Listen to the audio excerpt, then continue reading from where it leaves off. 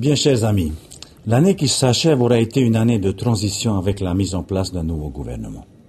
Nous nous sommes inscrits dans la continuité de l'équipe précédente pour redresser les comptes publics et faire des actions de relance. Les plus démunis, ceux qui sont privés de revenus, restent au cœur de nos préoccupations. Mais beaucoup reste à faire pour donner un nouvel élan à l'économie et à la création d'emplois.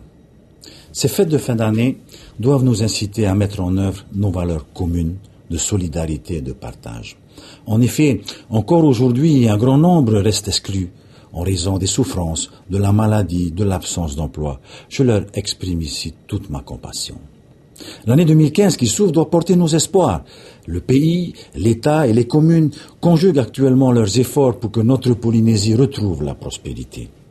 Les autorités du pays ont leur part et font avec les moyens dont nous disposons, auxquels vous contribuez tous. L'État est à nos côtés pour nous soutenir, pour faire jouer la solidarité nationale. Nous travaillons dans un esprit de responsabilité, de confiance et de respect mutuel. Vous l'avez vu. J'ai souhaité également associer les communes et leurs maires dans le développement de notre pays. Je compte énormément sur leur implication.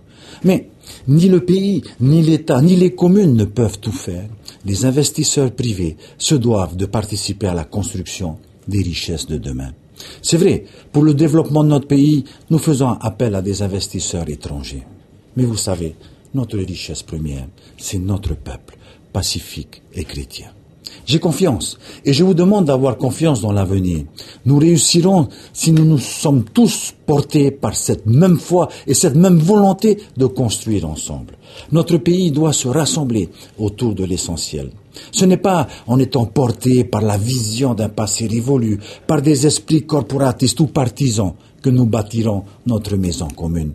Je sais que vous avez le sentiment que nos querelles politiciennes occupent plus de place que les problèmes de la population. Mais je sais aussi que vous préféreriez que les politiques soient unis pour résoudre vos problèmes.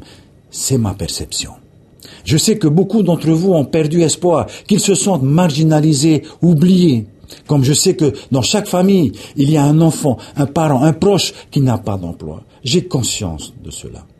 Aussi, je mets toute mon ardeur à ce que vos problèmes trouvent une solution. Ne cédez pas au renoncement, gardez espoir. Nous devons tous être résolument tournés vers l'avenir de notre pays. Nous devons rejeter tout ce qui pourrait nuire à notre développement harmonieux. Nous devons être déterminés à réussir ensemble. J'ai tant envie de rassembler toutes les énergies positives de notre pays pour que nous apportions ensemble une solution à ceux qui souffrent. Nous avons traversé tant d'épreuves, que nous avons réussi à surmonter. Donc je suis infiniment persuadé que dans la paix, dans l'unité et la solidarité, nous pourrons relever tous les défis. Alors, soyons rassemblés. Engageons-nous tous sur la même voie. Croyons en nous, croyons en notre pays et nous réussirons.